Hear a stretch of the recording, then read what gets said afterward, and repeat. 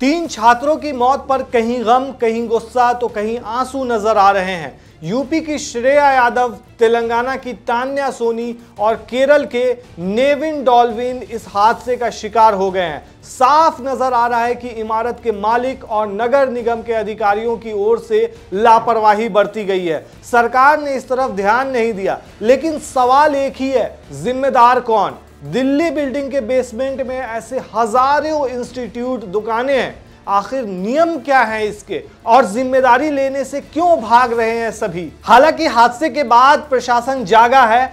यहां रविवार देर रात करीब 13 कोचिंग इंस्टीट्यूट को सील किया गया है जो बेसमेंट में थे। ये ऐसे कोचिंग सेंटर थे जो नियमों का उल्लंघन कर बेसमेंट में क्लास, लाइब्रेरी और दूसरी गतिविधियां कर रहे थे। लेकिन सवाल उठता है कि आखिर बेसमेंट में लाइब्रेरी और क्लास कैसे चल रही थी?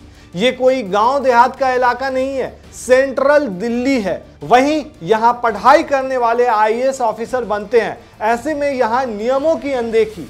हालांकि सिर्फ यही इलाका नहीं है जहां बेसमेंट में लाइब्रेरी और दूसरी गतिविधियां चल रही हैं। लगभग आधी दिल्ली बेसमेंट से ही चल रही है। दिल्ली में दुकानें, मॉल और पार्किंग भी बेसमेंट में चल रही हैं। अब राजेंद्र नगर की ही बात करें तो यहाँ 150 से ज्यादा लाइब्रेरी है। राजेंद्र नगर में बड़ा बाजार रोड यूपीएससी परीक्षा तैयारी कोचिंग केंद्रों का केंद्र है।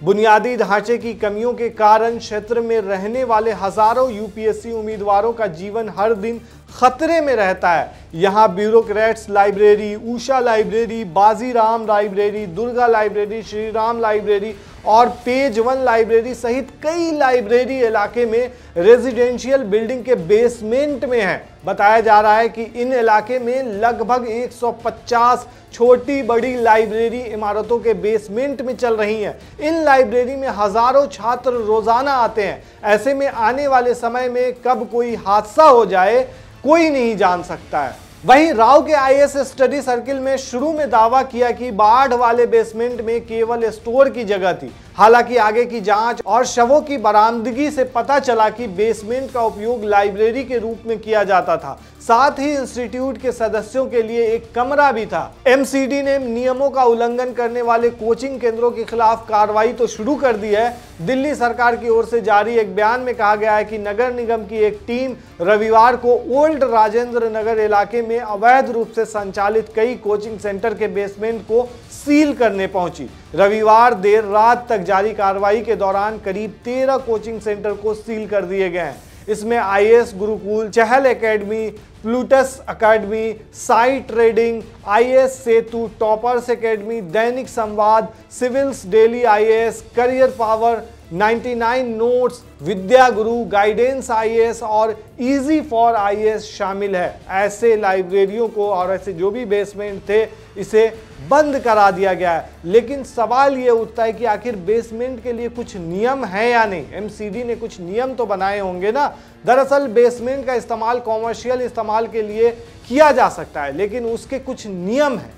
नियम सिर्फ भवन योजना को मंजूरी देती है, लेकिन अगर कोई बेसमेंट का इस्तेमाल पार्किंग और भंडारण के लिए करने की घोषणा के बाद उसका व्यावसायिक गतिविधियों के लिए इस्तेमाल करता है तो ये नियम के खिलाफ है।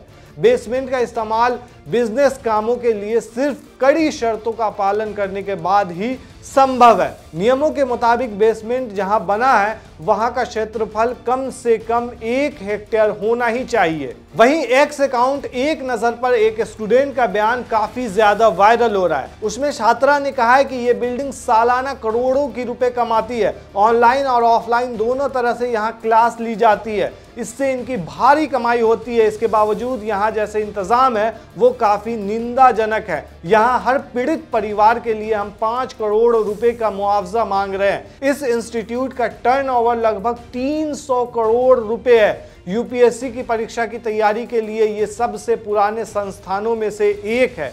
इसलिए इन मौतों के लिए कहीं ना कहीं इंस्टीट्यूट के मालिकों की भी जिम्मेदारी है।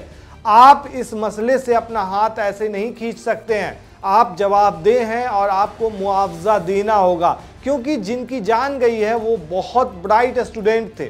ये लोग मेंस के एग्जाम देने वाले थे, उनका भविष्य उज्जवल था, वे ब्यूरोक्रेट्स बन सकते थे। ऐसे में ये हमारे समाज की हानि है। 5 करोड़ के मुआवजे से पीड़ितों के परिवारों को इमोशनल राहत तो नहीं मिलेगी, लेकिन आर्थिक सहायता जरूर मिल सकती है, फाइनेंशियल जस्टिस मिलेगा इससे। अब सवाल ये उठता है कि क्या छात्रों की जान बच सकती थी किसी भी तरीके से? तो एमसीडी ने पिछले साल मुखर्जी नगर में एक संस्थान में भीषण आग लगने के बाद ऐसे कोचिंग केंद्रों का सर्वेक्षण किया था। अगर उसी टाइम इस पर ध्यान दे दिया जाता तो शायद आज ये हादसा नहीं होता। दरअसल संस्थान के मालिक की ओर से सुरक्षा उपाय सुनिश्चित करने में घोर आपराधिक लापरवाही पाई गई है, क्योंकि बेसमेंट में स्थित पुस्तकालय अवैध रूप से संचालित किया जा रहा था और इसमें केवल एक ही प्रवेश और निकास द्वार था, यानी कि एग्जिट और एंट्री का जो गेट था वो एक ही था जो बायोमेट्रिक आधारित था और पानी के कारण बंद हो गया था। यदि बाहर निकलने का रास्ता खुला होता तो छात्र बच सकते थे। ये भी अपने आप में बड़ा सवाल है कि ऐसी जगहों पे इस तरह से बायोमेट्रिक सिस्टम लगा करके रखना जो कभी भी धोखा दे सकता है ऐसी इमरजेंसी की स्थिति में, ये भी अपने आप में बड़ा सवाल है। और क्या इसकी जिम्मेदारी जो मालिक मकान है, जो बेसमेंट में इंस्टीट्यूट चला रहे हैं, उन पे बनती है या नहीं बनती है? वो भी इंस्टीट्यूट, ऐसी इंस्टीट्यूट जो आईएएस बनाते हैं। आईएएस बनाने का मतलब ही होता है कि समाज को सुधारना, समाज को संभालने वाला जो एक वर्ग होता है वो तैयार किया जाता है और समाज में ही ऐसी कोताही की जा रही है। उनको जो बनाने वाले हैं वो ही ऐसी लापरवाही बरत रहे हैं, तो ऐसे कैसे चलेगा ये चीज़?